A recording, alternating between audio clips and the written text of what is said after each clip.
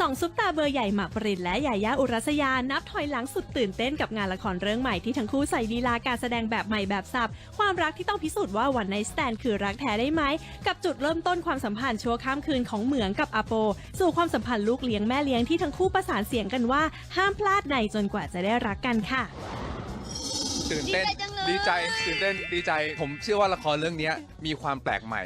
ในเรื่องบทเรื่องการแสดงของเราด้วยดูแล้วอารมณ์ดีอยากฝากให้ทุกคนได้ชมกันนะอยากให้ทุกคนแบบเปิดจอพร้อมรับกับเสียงหัวเราะ ที่จะตามมาอย่างแน่นอนค่ะอย่าร้องไห้นะเอ้ยตรงนี้แหละนิดหน่อยๆฝากด้วยค่ะจนกว่าจะได้รักกัน